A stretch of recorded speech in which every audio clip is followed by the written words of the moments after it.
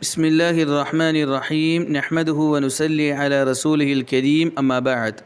കഴിഞ്ഞ ആയത്തിൽ അല്ലാഹു തആല ഏതാനും ചില ഗുണങ്ങൾ ഉണ്ടാക്കിയെടുക്കാനായി കൽപ്പിക്കുകയുണ്ടായി. തുടർന്നുള്ള ആയത്തിൽ ശൈത്താൻ്റെ പ്രേരണയിൽ നിന്നും വിട്ടുനിൽക്കാനായി കൽപ്പിക്കുകയാണ്. وَإِمَّا يَنزَغَنَّكَ مِنَ الشَّيْطَانِ نَزْغٌ فَاسْتَعِذْ بِاللَّهِ ഇന്നഹു സമീഉൻ അലീം. പിശാചിൽ നിന്നും താങ്കൾക്ക് വല്ല ദുർബോധവും വന്നാൽ അള്ളാഹുവിനോട് അഭയം തേടുക. അള്ളാഹു എല്ലാം കേൾക്കുന്നവനും അറിയുന്നവനുമാകുന്നു. ഇന്നല്ലദീന തഖൗ ഇദാ മസ്സഹും ത്വായിഫും മിനശ് ശൈത്വാനി തദക്കറൂ ഫഇദാഹും മുബ്സിറൂൻ. സൂക്ഷ്മതയുള്ളവർക്ക് പിശാചിൻ്റെ ദുർബോധനം കാരണം വല്ല ദുഷ്വിചാരങ്ങളും ഉണ്ടായാൽ ഉടനെ അവർ ഉണരുന്നതാണ്. ശേഷം അവർ കാര്യം ഗ്രഹിച്ച് നീങ്ങുന്നതുമാണ്. وإخوانهم يمدونهم في الغي ثم لا يقصرون. പിശാചുക്കളുടെ സഹോദരങ്ങൾ അവരെ ദുർമാർഗത്തിലേക്ക് പിടിച്ചു വലിക്കുന്നു, അതിൽ ഒരു കുറവും അവർ വരുത്തുന്നതല്ല. ഈ ആയത്തുകളിലൂടെ അല്ലാഹു സുബ്ഹാനഹു വ തആല മനുഷ്യൻ്റെ ഏറ്റവും വലിയ ശത്രുവായ പിശാചിൽ നിന്നും എപ്പോഴും അവൻ അഭയം തേടേണ്ടതുണ്ടെന്ന കാര്യം അറിയിക്കുകയാണ്. പൊതുവെ പരിശുദ്ധ ഖുർആനിൽ അല്ലാഹു തആല അഫ്വ്, വിട്ടുവീഴ്ചയെ പറ്റി പറയുന്ന സ്ഥലങ്ങളിലെല്ലാം ഉടനെ പിശാചിൽ നിന്നും കാവൽ തേടാനായി അറിയിച്ചിട്ടുണ്ട്. ഇങ്ങനെ വിട്ടുവീഴ്ചയുടെ ഉടനെ അല്ലാഹു തആല പിശാചിൽ നിന്നും കാവൽ തേടാനായി കൽപ്പിച്ചതിൻ്റെ പ്രധാനപ്പെട്ട കാരണം, ഒരാൾ കോപിഷ്ഠനാവുന്ന സന്ദർഭത്തിൽ, ഒരാളുടെ ദേഷ്യം വർദ്ധിക്കുന്ന സന്ദർഭത്തിൽ പൊതുവെ ശൈത്താൻ കൂടുതലായി അവൻ്റെ മേൽ ആധിപത്യം ചെലുത്തുന്നതാണ്. അതുകൊണ്ട് തന്നെ ഒരു വിശ്വാസിയെ സംബന്ധിച്ചിടത്തോളം എന്തെങ്കിലും അനിഷ്ടകരമായ കാര്യങ്ങളുണ്ടായാൽ അല്ലെങ്കിൽ എന്തെങ്കിലും പ്രശ്നങ്ങളുണ്ടായാൽ അവിടെ വിട്ടുവീഴ്ചയെ മുറുകെ പിടിക്കേണ്ടതുണ്ട്. അല്ല എങ്കിൽ ശൈത്താൻ ഉടനെ അവൻ്റെ മേൽ ആധിപത്യം ചെലുത്തുന്നതും അവനെക്കൊണ്ട് പല കർമ്മങ്ങളും മോശമായ കാര്യങ്ങളും ചെയ്യിപ്പിക്കുന്നതുമാണെന്ന് ഈ ആയത്തിലൂടെ അറിയിക്കുകയാണ്. പലപ്പോഴും ദേഷ്യത്തിൻ്റെ സമയത്ത് മനുഷ്യൻ ഉപയോഗിക്കുന്ന വാക്കുകൾ, മനുഷ്യൻ്റെ പ്രവർത്തനങ്ങൾ, ഈ ഒരു കാരണത്തെ പറ്റി പിന്നീട് മനുഷ്യൻ ഖേദിക്കുന്നതാണ്. കാരണം കോപത്തിൻ്റെ സമയത്ത് ശൈത്താൻ കൂടുതലായി മനുഷ്യൻ്റെ മേൽ ആധിപത്യം ചെലുത്തുന്നതാണ്. അതുകൊണ്ട് ആർക്കെങ്കിലും കോപം വരികയാണെങ്കിൽ അള്ളാഹുവിനോട് പിശാചിൽ നിന്നും കാവൽ തേടണമെന്ന് ഈ ആയത്തിലൂടെ അറിയിക്കുന്നു. അഊദു ബില്ലാഹി മിനശ് ശൈത്താനിർ റജീം എന്ന് പറഞ്ഞുകൊണ്ട് തനിക്ക് കോപം വരുന്ന സമയത്ത് അല്ലെങ്കിൽ മറ്റെന്തെങ്കിലും ദുർപ്രേരണകൾ വരുന്ന സമയത്ത് ശൈത്താനിൽ നിന്നും ഒരു വിശ്വാസി കാവൽ തേടിക്കൊണ്ടേ ഇരിക്കണമെന്ന കാര്യം ഈ ആയത്തിലൂടെ അറിയിക്കുകയാണ്. നബി തങ്ങൾ സല്ലല്ലാഹു അലൈഹി വസല്ലമയുടെ ഹദീസുകളിലും കോപം വരുമ്പോൾ കോപത്തെ തണുപ്പിക്കാനുള്ള പരിശ്രമങ്ങൾ ചെയ്യണമെന്ന് നമുക്ക് കാണാൻ സാധിക്കുന്നതാണ്. ആർക്കെങ്കിലും കോപം വരികയാണെങ്കിൽ നിൽക്കുന്നവനാണെങ്കിൽ ഇരുന്നു കൊള്ളട്ടെ, ഇരിക്കുന്നവനാണെങ്കിൽ കിടന്നു കൊള്ളട്ടെ, വുളു ഇല്ലാത്തവനാണെങ്കിൽ വുളു എടുത്തു കൊള്ളട്ടെ. ഇങ്ങനെ കോപത്തെ തണുപ്പിക്കാനുള്ള പല മാർഗങ്ങളും നബി തങ്ങൾ സല്ലല്ലാഹു അലൈഹി വസല്ലം ഹദീസുകളിൽ അറിയിച്ചു തന്നിട്ടുണ്ട്. അതുകൊണ്ട് കോപം വരുന്ന സമയം മനുഷ്യൻ്റെ മേൽ പിശാച് കൂടുതലായി ആധിപത്യം ചെലുത്തുകയും അവൻ പോലും അറിയാതെ അവനെക്കൊണ്ട് പല തിന്മകളും ചെയ്യിപ്പിക്കുകയും ചെയ്യും. അതുകൊണ്ട് തന്നെ ആ സന്ദർഭത്തിൽ കൂടുതലായി അള്ളാഹുവിനോട് ശൈത്താനിൽ നിന്നും കാവൽ തേടിക്കൊണ്ടേയിരിക്കണമെന്ന് ഈ ആയത്തിൽ നിന്നും അള്ളാഹു അറിയിക്കുകയാണ്. രണ്ടാമത്തെ അള്ളാഹു അറിയിക്കുന്ന കാര്യം, ശൈത്താൻ്റെ എന്തെങ്കിലും ദുർപ്രേരണകൾ ഉണ്ടാവുകയാണെങ്കിൽ അത് ചിലപ്പോൾ മനസ്സിലുണ്ടാകുന്ന ചിന്തകളായേക്കാം, അല്ലെങ്കിൽ മറ്റേതെങ്കിലും മനുഷ്യരുടെ പ്രേരണ ആയേക്കാം. ശൈത്താൻ്റെ പ്രവർത്തനങ്ങൾ ചെയ്യാൻ, മോശമായ പ്രവർത്തനങ്ങൾ ചെയ്യാൻ മറ്റേതെങ്കിലും വ്യക്തികൾ പ്രേരിപ്പിക്കുന്നതായേക്കാം. ഇങ്ങനെ എന്തെങ്കിലും പാപം ചെയ്യാനുള്ള പ്രേരണയോ അല്ലെങ്കിൽ ദുർബോധനമോ എന്തെങ്കിലും ഉണ്ടായാൽ അവൻ അള്ളാഹുവിനെ ഓർക്കണമെന്ന കാര്യവും അള്ളാഹു അറിയിക്കുകയാണ്. ശൈത്താനിൽ നിന്നും കാവൽ തേടണം. അതുപോലെ അള്ളാഹുവിൻ്റെ സ്മരണ ഹൃദയത്തിലുണ്ടാക്കണം. അള്ളാഹിനെ ദിക്ർ ചെയ്യണം, അള്ളാഹുവിനെ ഓർക്കണം, അള്ളാഹു നൽകിയ അനുഗ്രഹങ്ങൾ ഓർക്കണം, അള്ളാഹുവിൻ്റെ വലിപ്പത്തെ പറ്റി ഓർക്കണം, ഈ തിന്മ ചെയ്താൽ ഉണ്ടാവുന്ന ഭവിഷ്യത്തുകളെ പറ്റി ഓർക്കണം. ഇങ്ങനെ അള്ളാഹുവിൻ്റെ വലിപ്പത്തെ പറ്റിയും മഹത്വത്തെ പറ്റിയും ഓർക്കുകയാണെങ്കിൽ ആ പാപത്തിൽ നിന്നും അവന് വിട്ടുനിൽക്കാൻ പറ്റുന്നതും ആ പാപത്തിൻ്റെ ഗൗരവം അവന് മനസ്സിലാവുന്നതുമാണെന്ന് ഈ ആയത്തിലൂടെ അള്ളാഹു അറിയിക്കുകയാണ്. അതുകൊണ്ട് ഹൃദയത്തിൽ അള്ളാഹുവിൻ്റെ സ്മരണയുണ്ടാക്കണം. ഒരു മനുഷ്യൻ്റെ ഹൃദയത്തിൽ നിന്നും അള്ളാഹുവിൻ്റെ സ്മരണ നഷ്ടപ്പെട്ടു പോവുകയാണെങ്കിൽ അവൻ്റെ മേൽ ശൈത്താൻ ആധിപത്യം ചെലുത്തുന്നതും അവനെക്കൊണ്ട് പാപകർമ്മങ്ങൾ ചെയ്യിപ്പിക്കുന്നതുമാണ്. എന്നാൽ ഒരു മനുഷ്യൻ്റെ ഹൃദയത്തിൽ അള്ളാഹുവിൻ്റെ സ്മരണയുണ്ട് എങ്കിൽ അള്ളാഹുവിൽ നിന്നുമുള്ള നല്ല നിർദ്ദേശങ്ങളായിരിക്കും അവനുണ്ടാവുക, നല്ല കർമ്മങ്ങളായിരിക്കും അവനിലൂടെ പ്രതിഫലിക്കുക എന്നുള്ളത് അള്ളാഹു തആല നമുക്ക് അറിയിച്ചിരുകയാണ്. അതുകൊണ്ട് സദാസമയം അള്ളാഹുവിൻ്റെ ദിക്റിൽ സ്മരണയിലായിരിക്കണം മനുഷ്യൻ്റെ ജീവിതം എന്നുള്ളത്.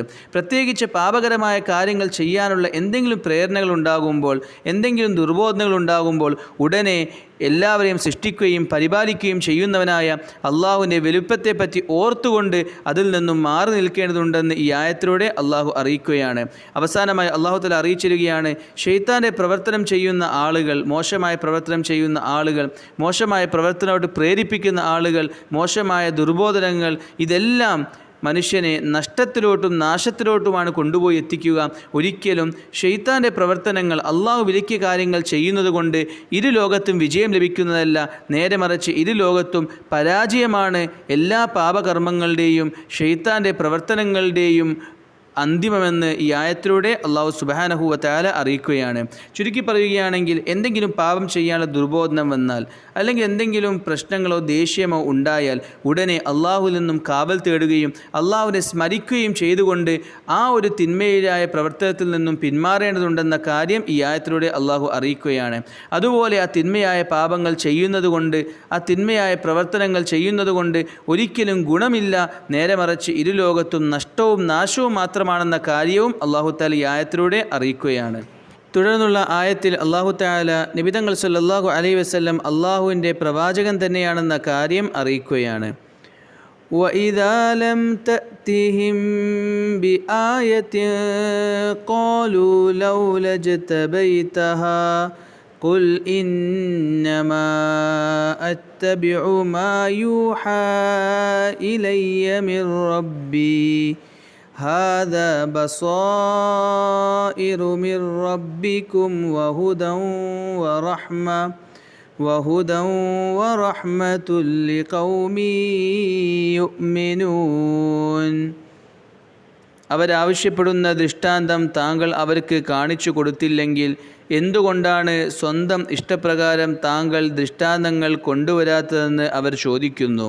പറയുക, എൻ്റെ രക്ഷിതാവിങ്കൽ നിന്നും എന്നിലേക്ക് ബോധനം നൽകപ്പെട്ടതിനെ പിൻപറ്റുക മാത്രമാണ് ഞാൻ ചെയ്യുന്നത്. ഇത് നിങ്ങളുടെ രക്ഷിതാവിൻ്റെ ഭാഗത്തു നിന്നുമുള്ള ഉൾക്കാഴ്ചകളുടെ സമാഹാരവും സത്യവിശ്വാസികൾക്ക് സന്മാർഗവും കാരുണ്യവുമാകുന്നു.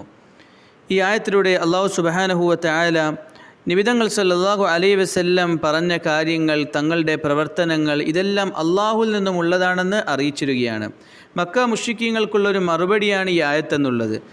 മക്ക മുശ്രിക്കീങ്ങൾ അള്ളാഹുവിൻ്റെ റസൂലാണ് നബി തങ്ങൾ സല്ലല്ലാഹു അലൈഹി വസല്ലം എന്ന് വ്യക്തമായിട്ടും വീണ്ടും വീണ്ടും നബി തങ്ങൾ സല്ലല്ലാഹു അലൈഹി വസല്ലം പ്രവാചകനാണ് എന്നതിൻ്റെ തെളിവ് ചോദിക്കുന്നവരായിരുന്നു.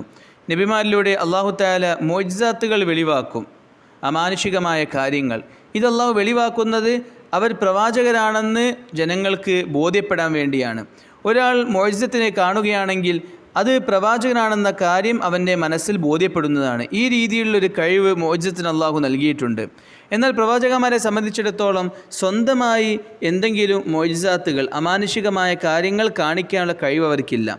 നേരെ മറിച്ച് അല്ലാഹു നൽകിയതായ കഴിവ് അവർ ഉപയോഗിക്കുന്നു, അതുമാത്രമാണ് അവർ ചെയ്യുന്നത്. അതുകൊണ്ട് തന്നെ നബി തങ്ങൾ സല്ലല്ലാഹു അലൈഹി വസല്ലമക്ക് അള്ളാഹുവിൻ്റെ കൽപ്പനയില്ലാതെ സ്വന്തമായി ഒരു മുഅ്ജിസത്തിനെ കൊണ്ടുവരിക എന്ന കാര്യം സാധ്യമായതല്ല. മക്ക മുശ്രിക്കീങ്ങളെ സംബന്ധിച്ചിടത്തോളം അവർ നബി തങ്ങൾ സല്ലല്ലാഹു അലൈഹി വസല്ലമയോട് അള്ളാഹുവിൽ നിന്നുമല്ലാതെ താങ്കൾ സ്വന്തമായി എന്തെങ്കിലും കാണിക്കുക, അല്ലെങ്കിൽ അള്ളാഹു നൽകിയതല്ലാതെ താങ്കളുടെ ഭാഗത്തു നിന്നും താങ്കൾ എന്തെങ്കിലും അമാനുഷികമായ കാര്യങ്ങൾ കാണിക്കുക എന്ന് ചോദിക്കാൻ ആരംഭിച്ചു. അവർ നബി തങ്ങൾ സല്ലല്ലാഹു അലൈഹി വസല്ലം പ്രവാചകനാണെന്ന കാര്യത്തിൽ മനസ്സുകൊണ്ട് വിശ്വസിക്കുന്നുണ്ട്. എന്നാലും അവർ വെറുതെ നബി തങ്ങൾ സല്ലല്ലാഹു അലൈഹി വസല്ലമയോട് വീണ്ടും വീണ്ടും അമാനുഷികമായ കാര്യങ്ങൾ തങ്ങളിലൂടെ പ്രകടമാക്കാനായി പറയുകയാണ്. അല്ലാഹു തആല ഈ ആയത്തിലൂടെ അവർക്ക് അറിയിച്ചു കൊടുക്കുകയാണ്, നബി തങ്ങൾ സല്ലല്ലാഹു അലൈഹി വസല്ലം അള്ളാഹുവിൽ നിന്നുമുള്ള പ്രവാചകനാണ്. അള്ളാഹുവിൽ നിന്നും ലഭിച്ചതായ കാര്യങ്ങളല്ലാതെ മറ്റൊന്നും നബി തങ്ങൾ സല്ലല്ലാഹു അലൈഹി വസല്ലം നിങ്ങൾക്ക് അറിയിച്ചിരുന്നില്ല.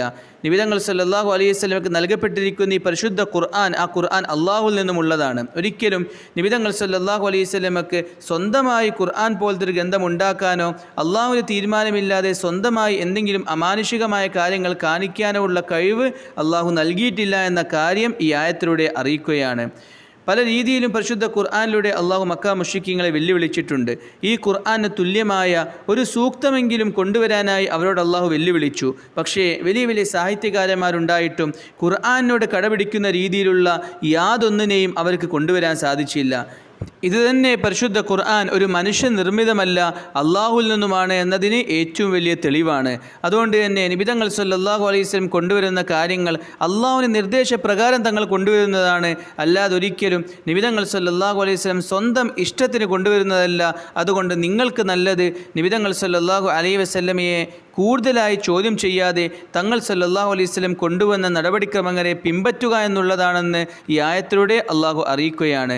അതിനോട് ചേർത്തുകൊണ്ട് അള്ളാഹു തആല പരിശുദ്ധ ഖുർആൻ എന്നുള്ളത് അത് ജനങ്ങൾക്ക് സന്മാർഗമാണ്, ജനങ്ങൾക്ക് കരുണയാണെന്നും അറിയിച്ചിരുന്നു. അവരുടെ ജീവിതം നന്നാക്കാനും ജീവിതത്തിൽ ഐശ്വര്യമുണ്ടാക്കാനും ഇരുലോകത്തും വിജയം നൽകാനും പരിശുദ്ധ ഖുർആനിനെ പിൻപറ്റേണ്ടതുണ്ട്. അതിലെ അധ്യാപനങ്ങൾ ജീവിതത്തിൽ കൊണ്ടുവരേണ്ടതുണ്ടെന്ന കാര്യവും ഈ ആയത്തിലൂടെ അള്ളാഹു അറിയിക്കുകയാണ്. അള്ളാഹു തആല പരിശുദ്ധ ഖുർആൻ മനസ്സിലാക്കാനും അതനുസരിച്ച് ജീവിക്കാൻ തൗഫീഖ് നൽകുമാറാകട്ടെ. വാഖിറു ദഅ്വാനാ അനിൽ ഹംദുലില്ലാഹി റബ്ബിൽ ആലമീൻ.